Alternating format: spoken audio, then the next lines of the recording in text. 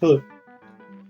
So in this episode of Writing Notes, we're going to talk about conveying negative messages or delivering bad news, which is tricky to do well, to say the least.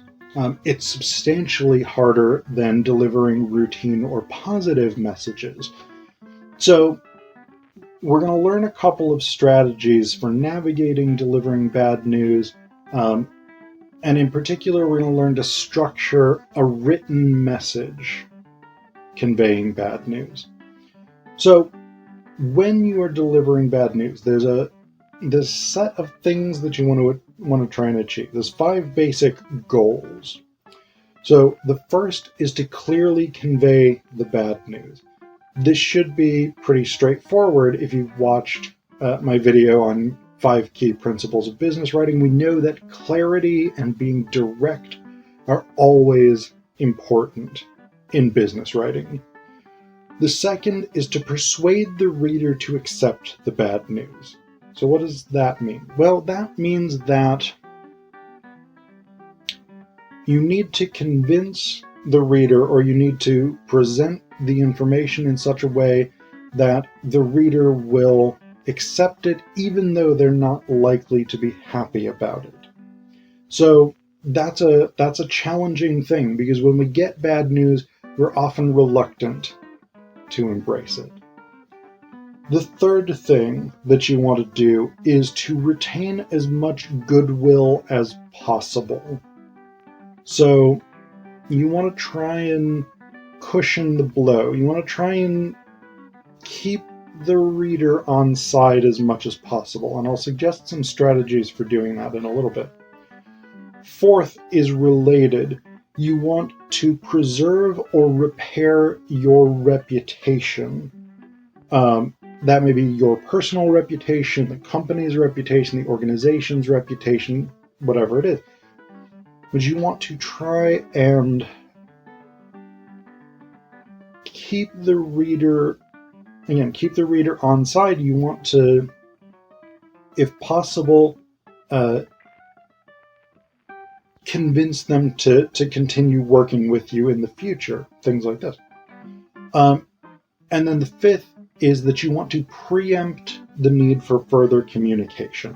So we saw this as well with the video on routine and positive messages.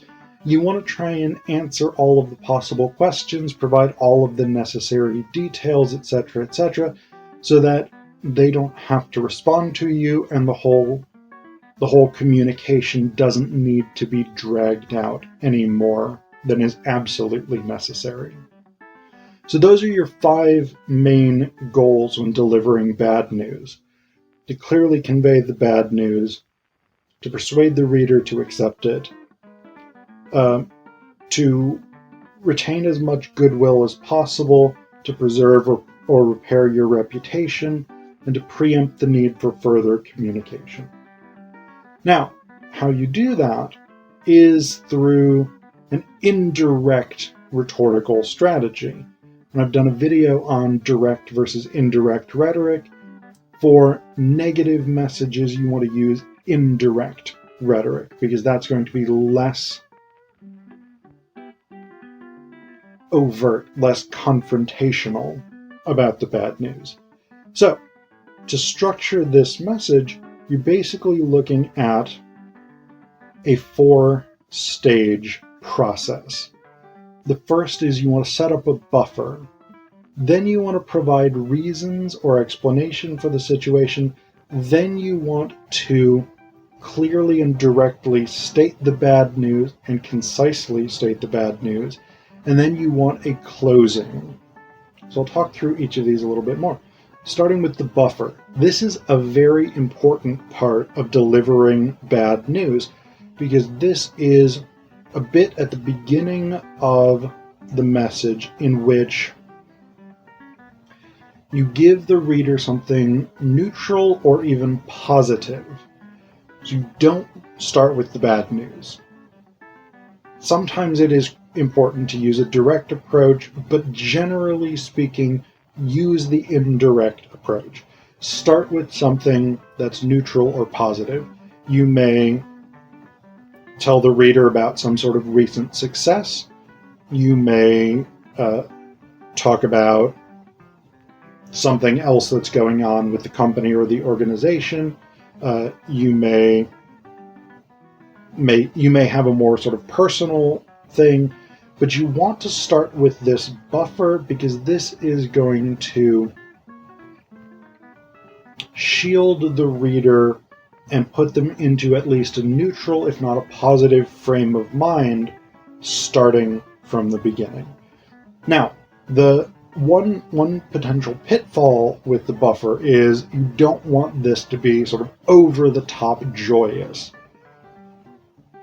because you don't want to like lift your reader way up only to then say, actually, here's some bad news. So you're really shooting for sort of neutral to moderate positive. So you want something like, let's say you are refusing to refund someone's money for a customized garment, for instance. You might start by saying, like thanking them for their business and saying, it's really wonderful to have customers who appreciate fine quality merchandise or something like this. You might talk about something like that as a way of saying, we appreciate you. So this is positive without being necessarily like fireworks going off kind of positive. So once you've done that, once you've given us a buffer that's gonna sort of cushion this blow, the next thing that you want in this message is an explanation for the situation, an explanation for the negative, whatever it is. So here's where you would provide reasons, you'd provide justifications, you'd provide explanation, you'd provide details, you'd provide data about whatever it is, about whatever the situation is that has led to this bad news.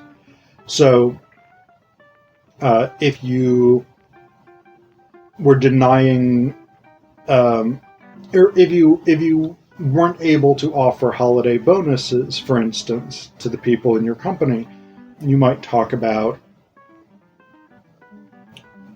the drop in sales in this fiscal year or something like this, or you might talk about the, in this case, maybe the hardships brought on by the pandemic and how that's caused a drop in company financing, things like this.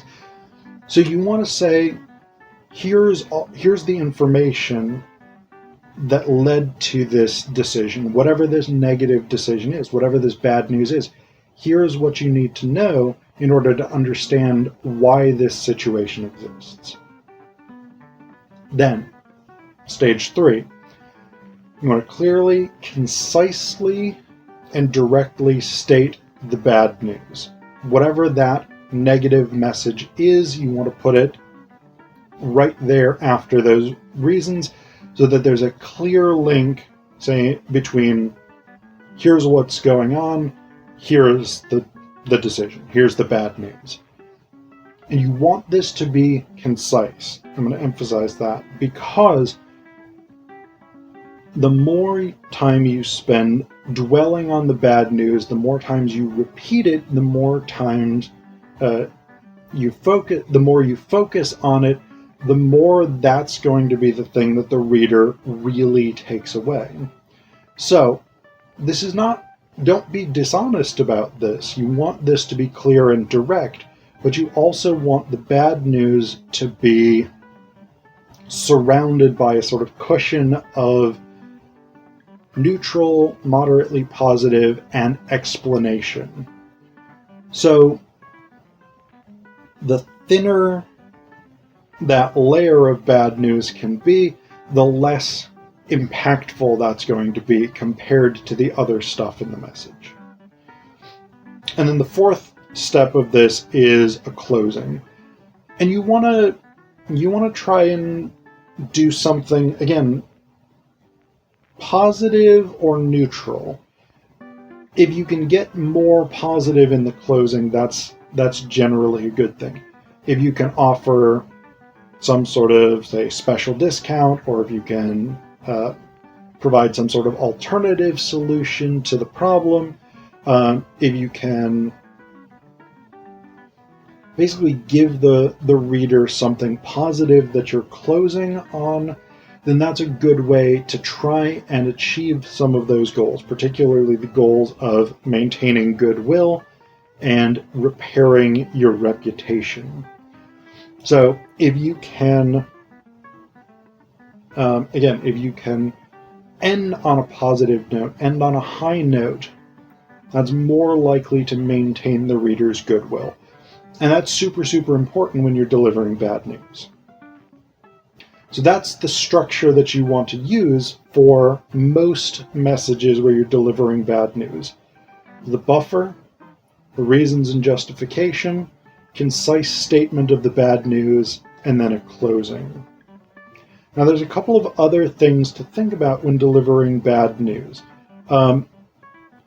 One of them is never, ever, ever, ever, ever blame the reader for the situation, even if it is their fault. If you blame the reader, if you say, well, this is your fault because you didn't fill out your form correctly, we're not refunding your money because you bought the wrong size like an idiot, or whatever it is. No, never, ever, ever, ever do that. That is one of the best ways to lose the goodwill and to compromise your reputation, your organization's reputation, etc., etc. So absolutely don't blame them. Another tip: if you can deliver bad news in person, which is a lot less comfortable for many people, but that's often seen as more genuine. So that's actually a really good strategy. So if you can contact that person and say, look, you and I, face to face, I've got some bad news. Use the buffer and explanation and stuff like that before you actually get to the bad news. But if you can do it in person, then that's often going to be seen as more genuine than if you're writing a message. Though often writing a message is a necessary way of doing it, particularly when you're communicating with large groups of people and things like this. You may need to write a memo or an email or something like this. Send the bad news as quickly as possible. Don't sit on it. Don't wait for it, because the longer people go without having bad news given to them, the worse the impact is going to be. So the sooner you can send that message out, the sooner you can make sure that your readers have got that, the better. And then the last one, I talk about this periodically throughout my videos, especially about business writing: proofread, proofread, proofread. Especially with a negative message. Make sure that it is as grammatically and mechanically correct as you can possibly make it. Especially with bad news. Grammar and mechanics errors, word choice errors, any sort of mistake like that is going to seem like carelessness. And it's going to be amplified well beyond the actual significance of that error. So you want to make sure that it is grammatically and mechanically perfect. So that's the key things to keep in mind when you're delivering bad news, when you're writing negative messages.